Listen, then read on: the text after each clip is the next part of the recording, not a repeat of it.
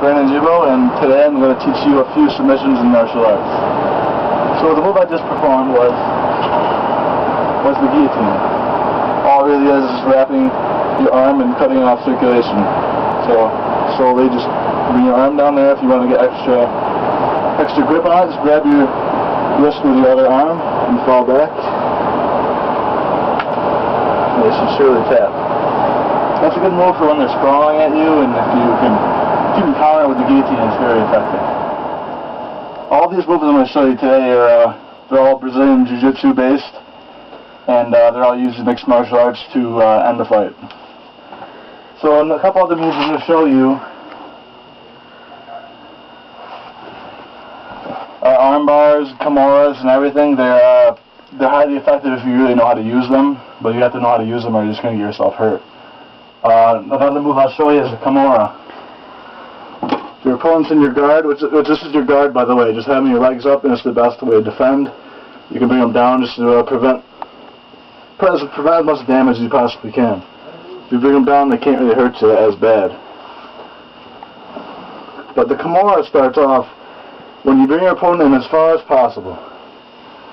And if you shift your weight to the left of them, and if you cut off their arm from your body, if you bring your arm around theirs, grabbing your own wrist, and pushing them back with their own arm, it causes the tap too, for the pressure on their shoulder.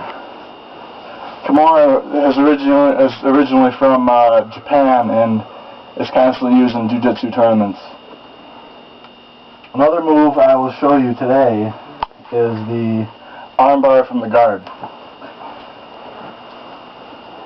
The armbar from the guard starts off just like the kimura does, but you would start by splitting off their opposite arm and bringing your leg over and pulling on the arm, just like that. If you have your legs locked on his opposite shoulder, it'll give you that leverage that you need.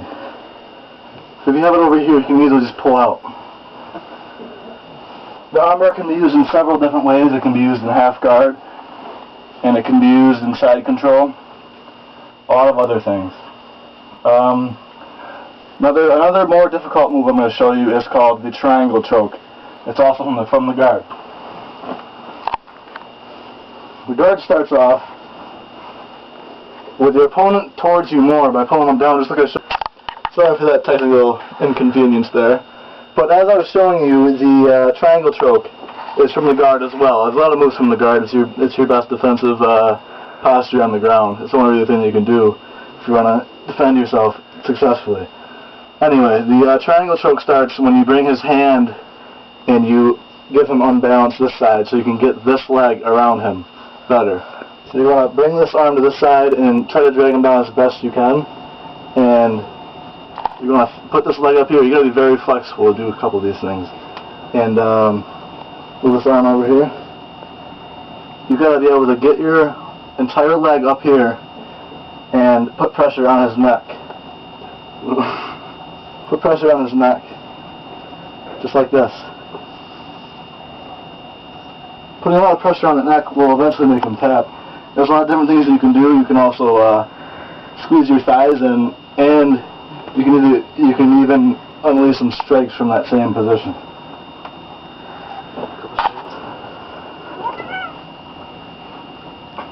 The next move I would like to demonstrate is the rear naked choke. The rear naked choke is obviously from your opponent's back. It's actually one of the most common moves to finish a martial artist. Usually it can start on the ground, and it can even start on the top grappling too. But still on here, and rear naked starts. If you can get behind your opponent, you should be able to lock up the rear naked. It's just getting your arms around him, and locking up here. You can even lock up your legs too.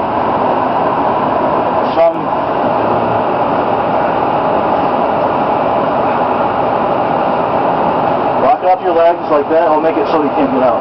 Try to get out. It's tough for him to get out, locking up your legs. There's also other ways you can do this. You can even grab one of his arms, placing that down, so he has even less arms to defend himself. So I can easily get in there. Your naked choke obviously chokes your opponent, so he has less air going to his brain. All you gotta do is bring your arm under his chin, which could take a little bit of time. You can strike your opponent, but just make sure that you do not strike the back of his head. It's illegal in mixed martial arts. Most mixed martial arts. Keeping your arm under his throat and locking your hands together. Squeeze. Locking your hands together and finishing your opponent from this one right here. Now I'm going to show you how to get out of some of these moves. The first move I'm going to show you is Now I'm going to show you a couple basic striking techniques. In mixed martial arts there's striking, grappling, and anything you could pretty much do that is not illegal in UFC and whatever mixed martial arts competition you are in. A couple basic striking techniques I'm going to show you is just a leg kick. A leg kick is obviously striking a leg with your own kicks. It's a low kick that's usually based towards the thigh or towards the knee, but you don't want to get the knee. That's one of the illegal strikes in mixed martial arts. So the leg kick right here should get your opponent so he's a little wobbly for a second there, and it could hurt his legs, which is his main source of power and balance. So if you can get his legs hurt, you should have a pretty fair advantage during your fight. Leg kicks could be set up with a jab, because they're not going to be really expecting a leg kick when you're coming with a jab. Then you come off with a leg kick and you come back just a little bit. Also, you could set up a strong punch called the Superman punch with leg kicks and knees. So a Superman punch would be coming with a fake leg kick or such, or knee, and following with a punch that he's not going to be expecting. But to set up the Superman punch, you're going to want to make, like earlier during the fight, you're going to want to make sure that you have your opponent guessing that you're going to do the kicks and such. Because so if he doesn't know you're coming with kicks, he's not going to know to block that. So you're going to want to make his incentive to block your kicks, so you counter with the Superman punch. Next, I'm going to show you my correct stances during the fight. See, notice how my feet are set the way they should be. It's where your main source of power is up here, and so you don't get knocked off your feet. When you're moving around, you're going to want to, instead of crossing your feet around just like this, you're going to want to step with one foot at a time so you do not lose your balance, and so you're not easily knocked over by your opponent when they get rocked and stuff. That's when you get wobbly, and you're going to want to make sure you have as much balance as possible. So next I'm going to show you a couple basic grappling moves on the top. The biggest thing you want to do is, if you can, control your opponent's wrist, like I showed you in the last video. If you can grab your opponent's wrist, and if you can get them off balance and stuff with it, that's the way I do it, because I'm a judo guy and I like to have control of my opponents. But if you're a wrestling guy, what you want to do is get a double underhook, which is a very powerful grappling technique. You can do whatever you want pretty much from here, and they have the disadvantage in that situation. If you get that, you have an advantage.